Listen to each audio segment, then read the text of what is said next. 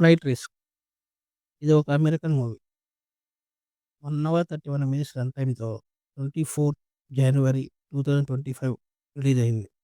Amazon ప్రైమ్‌లో రెంట్‌కి stream అవుతుంది. మూవీ పోస్టర్ చూసి ఆకాశంలో మంచి యాక్షన్ సీన్స్ ఉంటాయనుకోని మూవీ మొదలుపెట్టాను గైస్. ఇక చూసాక నాకైతే అస్సలు నచ్చలేదు గైస్. ఇది ఒక నవల నుంచి రాసిన స్టోరీ. మూవీ ప్లాట్‌కొస్తే తన మాజీ బాస్ అయిన మొరాటి నేర చరిత్రను వ్యతిరేకంగా సమాచారం అందించినందుకు అలాస్కాలో దాక్కున్న మొరాటి అకౌంటెంట్‌ను విన్స్టన్ యుఎస్ఏ మార్షల్‌గా పనిచేస్తున్న మొడోలిన్ హారిస్ అరెస్ట్ చేస్తుంది. వాడిని న్యూయార్క్ తీసుకొని వెళ్ళడానికి మొడోలిన్ ఒక చిన్న విమానాన్ని అద్దెకు తీసుకుంటుంది. తను విన్స్టన్‌ను మాస్టర్ మొరాటీకి వ్యతిరేకంగా సాక్ష్యం చెప్పమని చెప్తుంది. పైలట్ డారిల్ బూత్ విమానంలో రేడియో మరియు జీపీఎస్ సరిగ్గా పనిచేయడం లేదని చెప్తాడు. విన్స్టన్‌కు బేడీలు వేసి ఫ్లైట్‌లో మధ్యలో కూర్చోబెడతారు. తన ముందు సీటు కింద పైలట్ లైసెన్స్‌ను చూస్తాడు. ఆ ఫోటో డారిల్‌ది కాదు. అంటే ఫ్లైట్ నడపడానికి వచ్చింది వేరే వ్యక్తి అని గమనిస్తాడు. హెడ్‌సెట్ పెట్టుకొని ఉన్న మడోలిన్‌కు చెప్పడానికి అతను ప్రయత్నిస్తాడు. కానీ ఆమె మాట వినదు. మడోలిన్‌కు వివరంగా చెప్పిన తర్వాత డారిల్ విన్స్టన్‌ను చంపడానికి వచ్చాడని తెలుసుకుంటుంది. మడోలిన్ తన దగ్గర ఉన్న ఎలక్ట్రిక్ షాక్ ఎక్విప్‌మెంట్‌తో స్పృహ కోల్పోయేలాగా చేస్తుంది. ఫ్లైట్ తను నడుపుతుంది. తన శాటిలైట్ ఫోన్ ఉపయోగించి మడోలిన్ తన ఉన్నతాధికారి కరోలిన్‌కు పరిస్థితిని వివరిస్తుంది. విన్స్టన్‌ను ప్రాణాలతో తీసుకురావాలని కరోలిన్ ఆమెకు చెబుతుంది. మరొక పైలట్ తనకు హెల్ప్ చేయడానికి ఏర్పాటు చేశానని కరోలిన్ మడోలిన్‌కు చెబుతుంది. మడోలిన్ యొక్క పాత ఎన్కౌంటర్స్ గురించి డారిల్‌కు ముందుగానే తెలుసు. అప్పుడు మడోలిన ఆమెపై అనుమానం పెంచుకోవడం ప్రారంభిస్తుంది. అంటే వీళ్ళు చేసిన ఎన్కౌంటర్ గురించి పైలట్ అయిన వ్యక్తికి కూడా తెలుసు.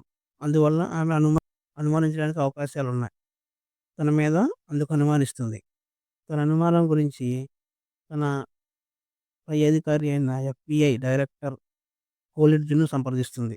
అప్పుడు తనను ఒక బీచ్ హౌస్ గురించి మాట్లాడతాడు. ఆ బీచ్ హౌస్‌కి విన్స్టన్ ప్రతి నెల అమౌంట్ పంపిస్తాడు. ఆ విషయాన్ని మడోలినాతో చెప్తాడు. అప్పుడు అర్థమవుతుంది మడోలినాకు ఎఫ్‌బీఐ డైరెక్టరే మెయిన్ ఇన్ఫార్మర్ అని. అంటే తన పై అధికారిని మిస్‌అండర్‌స్టాండ్ చేసుకున్నప్పుడు అర్థమవుతుంది. అలాగే ఎఫ్‌బీఐ డైరెక్టర్ అయిన కోల్డ్రిడ్జ్ ఆమెను చంపేస్తాడు. అప్పుడు ఆ పైలట్ విన్స్టన్ వాళ్ళ మదర్‌ను చంపుతారని బెదిరిస్తాడు. మడోలిన్ ఆమె నిర్లక్ష్యం కారణంగా ఆమె చివరి ఫీల్డ్ మిషన్ సమయంలో ఆమె కస్టడీలో ఉన్న ఒక సాక్షి మరణిస్తాడు. తరువాత మడోలిన్ చాలా సంవత్సరాలు డెస్క్ డ్యూటీలో చేస్తారు. మడోలిన్ సాక్షిని రూల్స్‌కి వ్యతిరేకంగా ఒక పనికి అనుమతి ఇస్తుంది. అప్పుడు అక్కడ ఒక ఫైర్ యాక్సిడెంట్ జరిగి ఆ సాక్షి చనిపోతుంది. యాంకరేజ్‌లో పైలట్‌గా ఉన్న హసన్ మడోలిన్‌కు ఫోన్ చేసి విమానం ఎలా నడపాలో నేర్పిస్తాడు. ఆమె సురక్షితంగా ల్యాండ్ చేస్తుంది. ఇదే స్టోరీ. స్టోరీ ఏంటంటే ఆ సాక్షిని వాళ్ళనుకున్న ప్రాంతానికి తీసుకెళ్ళడమే సినిమా యొక్క మెయిన్ ప్లాట్. Plus points. నాకైతే ఆ ఒక క్లైమాక్స్ ఫ్లైట్ ల్యాండింగ్ సీన్ తప్పించి ఇంకేమీ నచ్చలేదు guys. Minus points. Screen play very slow motion. అసలు స్క్రిప్ట్ దేని గురించి తెలీదు. చూసేవాళ్ళకి మార్షల్ అరెస్ట్ చేస్తుంది తను ఎవరు అన్నది చూసేవాళ్ళకు తెలీదు. తనని ఎక్కడికి తీసుకెళ్తున్నారు చెప్పరు. పైలట్ ఎవరు? ఎలా వచ్చాడు? ఎలా మారాడు? అతన్ని చంపమనింది ఎవరు? చెప్పరు. ఇవి ఏవి ఉండవు. మూవీ స్టార్టింగ్ నుంచి ఎండింగ్ వరకు ఆ ఫ్లైట్‌లోనే ఆ ముగ్గురితోనే మూవీ మొత్తం నడుస్తుంది. మూవీలో ఇంక ఎవరు కనిపించరు. వాళ్ళు కాల్స్‌లో మాట్లాడేది కూడా ఓన్లీ కాల్స్ మాట్లాడడమే చూపిస్తారు గానీ, అక్కడ లొకేషన్స్ చూపించరు. లాస్ట్‌లో ఒక 5 కాప్స్ వస్తారు అంతే. Movie end.